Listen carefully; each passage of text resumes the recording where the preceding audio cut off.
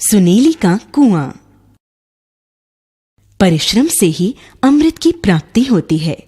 इस कथन को सिद्ध कर दिखाया सुनेली ने। राजस्थान और गुजरात की सीमा पर बसा हुआ था एक गांव, नरसी की ढाणी। ऐसा प्रतीत होता है शायद उस गांव में पहले कभी नरसी अर्थात नरसिंह मेहता या उनकी बहन रहती रही होंगी, या उन्होंने ही उस गांव को बसाया होगा, तभी उसका नाम नरसी की ढाणी पड़ गया।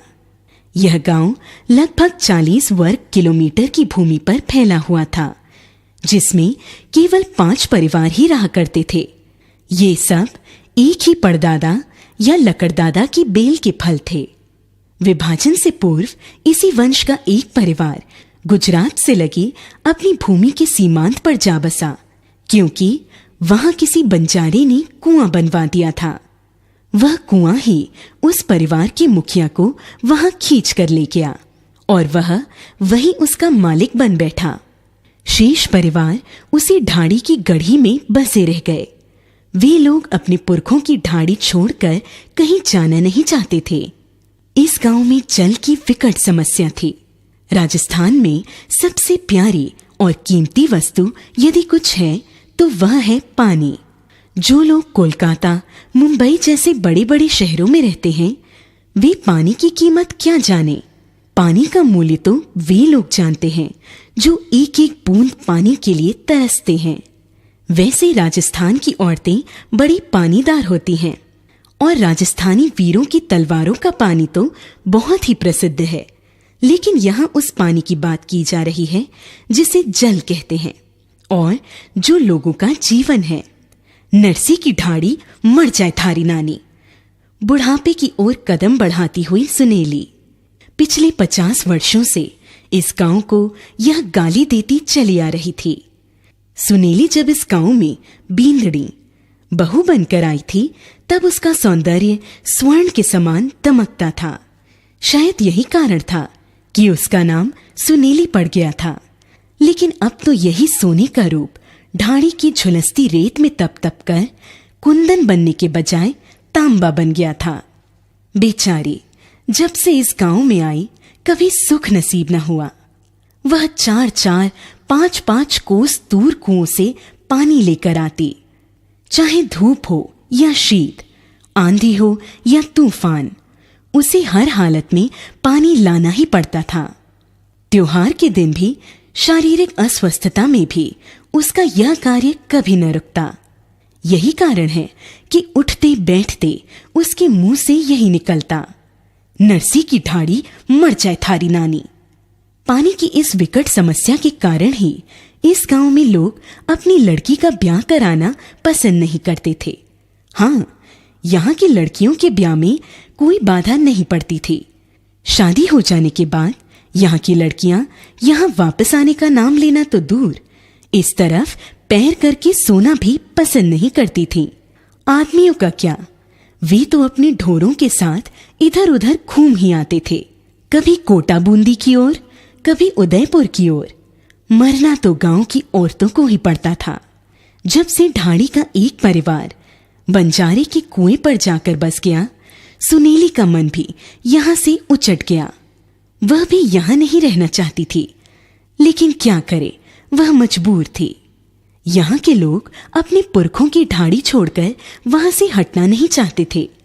कहावत है, नाक की ओट में परमात्मा छिपा होता है। यही बात सुनेली के साथ भी घटित हुई। एक दिन की बात है, सुनेली पानी का घड़ा लेकर ढाणी की ओर जा रही थी कि एक खेजड़े, राजस्थान का एक कटीला वृक्ष की जड़ में उसे गीली मिट्टी दिखाई दी। उंदरों, चूहों ने बिल बनाया होगा, ऐसा सोचकर वह आगे की ओर बढ़ गई। लेकिन अचानक उसके मन में ख्याल आया कि गीली मिट्टी है तो शायद पानी भी होगा। वह प्रसन्नता से फूल ही न समाई। गांव में पानी की कल्पना से वह लगभग दौड़ती हुई सी घर में पहुंची। पनहड़ी पर खड़ा रखते समय प्रायः वह ढाणी को गाली जरूर देती थी, लेकिन आज उसके मुंह से गाली नहीं निकली, बल्कि उसे पिछली गालियों का पश्चाताप भी हो रहा था। उसने शीघ्र अपने दोनों बेटों को बुलाया और बोली, चलो फावड़ा लेकर मेरे साथ आओ, हम लोग कुआं खोदेंगे। सुनेली की बात सुनकर दोनों बेटे हंसने लगे। बोले मां, तुम पागल तो नहीं हो गई हो? यहां कहां पानी मिलेगा? एक तो दौड़कर पिता के पास पहुंच गया और हंसते हुए बोला, बापूजी, मां पागल हो गई है। यह सुनकर बूढ़ा अवाक रह गया। दाढ़ी बनाते बनाते उसका हाथ एकाएक रुक गया। बोला, क्या बकता है रे?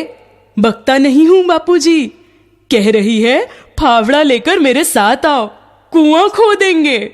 अब आप ही बताओ सा, इसे पागल नहीं तो और क्या कहेंगे? लड़का बोला। सुनकर बूढ़े को कुछ इत्मीनान हुआ। बोला, चलो मैं भी चलकर देखता हूं। घर में जाकर देखा तो सुनेली बिल्कुल तैयार बैठी थी। पूछने पर बोली, यहां जमीन के अंदर पानी है, मैंने अपनी आंखों से देखा है। जहां ऊंदरों ने बिल बनाया है वहां मिट्टी गीली है।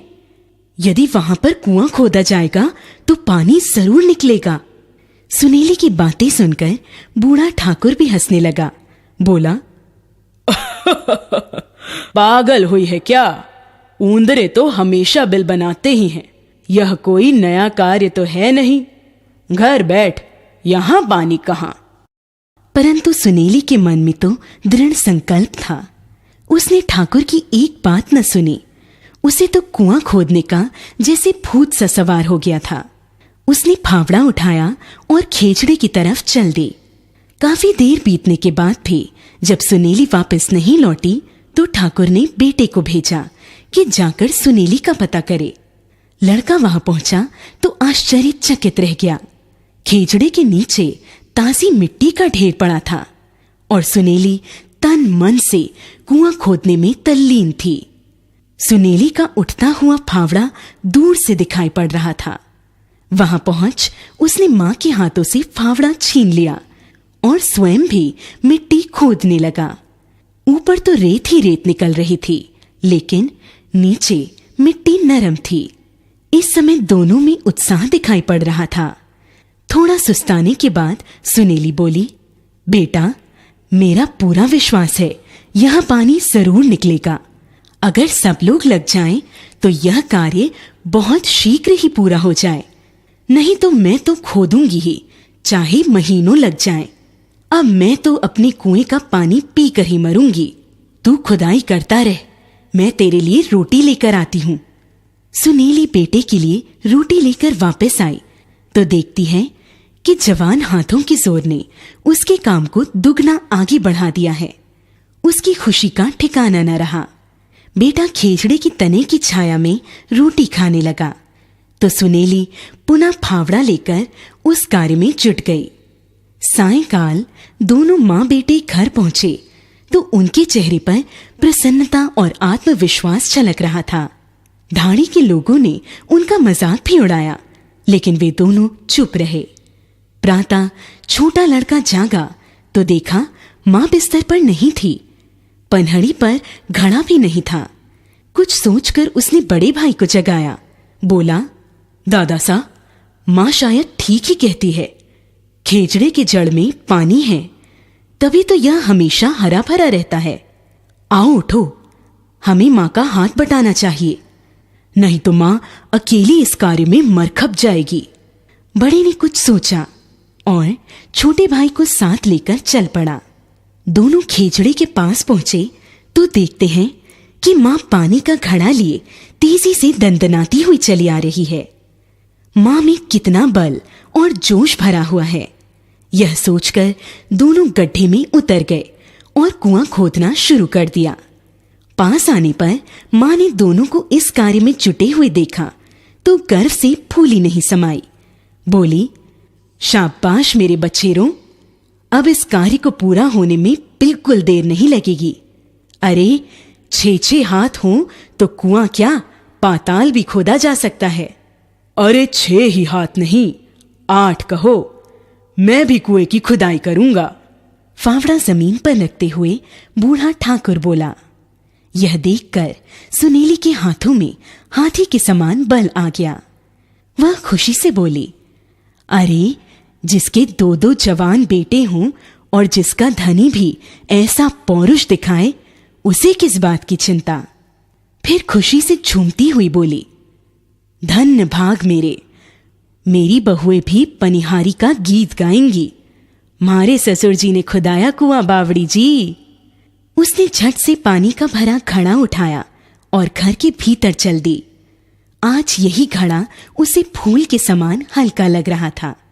पूरा परिवार दोपहर तक कुआं खोदता रहा, परंतु ईश्वर भी शायद परीक्षा लेना चाहते थे। शाम को जोर की आंधी आई और गड्ढा रेत से भर गया। लड़के उदास हो गए। ढाड़ी वाले भी मजाक उड़ाने लगे, लेकिन सुनीली पर इस बात का कोई प्रभाव न पड़ा। वह बोली, परमात्मा ने खोपड़ी में बुद्धि दी और हाथों में ताकत।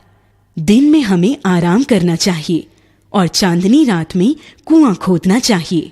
तुम लोग कुआं खोदने का काम करो और मैं मिट्टी उठाकर दूर फेंकती रहूंगी। सुनीली की तरकीब सबको पसंद आई और वे पूरी तन्मयता से इस कार्य में जुट गए। 1-2 बार आंधी आई, लेकिन कोई खास फर्क नहीं पड़ा। अब उनका कार्य आगे बढ़ता देखकर गांव के लोग भी वहां पहुंच गए। सफलता समीप देखकर छोटे बड़े सभी उस कार्य में जुट गए। गड्ढा गहरा हो जाने के बाद उस पर गरारी लगा दी गई। नीचे से खोदी गई मिट्टी तुरंत ऊपर खींच ली जाती और बच्चे उसे उठाकर दूर फेंकाते। कोई किसी अज्ञात शक्ति की सहायता प्राप्त करने के लिए खींचड़े को सिंदूर लगा गया, तो सुनीली वहां शाम को दिया जलाती। न जाने यह अज्ञात शक्ति की कृपा का फल था या लोगों के परिश्रम का या सुनीली के संकल्प का। एक दिन कुएं में गीली मिट्टी निकल आई। लोगों की प्रसन्नता का ठिकाना न रहा। सारी गांव में बताशे बांटे गए। सुनीली बंजारे के कुएं पर बसी परिवार को भी नहीं भूली। उन्हें जब यह समाचार मिला तो वे लोग भी बहुत खुश हुए। कुएं में मीठा पानी निकला। पहले एक स्रोत फूटा, फिर दूसरा, फिर तीसरा, और देखते देखते कुएं में कोई 10 हाथ पानी चढ़ आया। सुनीली तो मानो खुशी से पागल हो उठी। उसकी इच्छा हो रही थी कि वह पानी में कूद कूद कर मछली की तरह तैरे। वह चिल्ला उठी, बोलो नरसी की ढाड़ी की जय। सबने उसका साथ दिया। तब ढाड़ी के एक ठाकुर ने कहा, जय तो सुनेली की बोलनी चाहिए। इतना कहना था कि सुनेली की जय जयकार से वह छोटा सा मरु प्रदेश गूंज उठा। सुनेली की छाती गर्व से फूल उठी। वह बूढ़े ठाकुर के पैरों में गिरकर बोली, नहीं बापूजी, एक आदमी की क्या ताकत, यह तो सबकी ताकत का फल है। अगर सब लोग साथ न देते तो मैं अकेले क्या कर सकती थी। बूढ़ा बोला, बीलड़ी सा, यह आपकी ही हिम्मत है, नहीं तो ऊंदरे कब बिल नहीं खोदते थे और खेजड़े कहां नहीं उगते थे। 80 बरस तो मैंने इस ढाड़ी में काट दिए, अब तक किसी की अक्ल काम नहीं की कि यहां पानी भी निकल सकता है। बाद में वह कुआं पक्का बनवा दिया गया। कहा जाता है कि उस कुएं में अथाह पानी है। लोग उसे सुनीली का कुआं कहते हैं।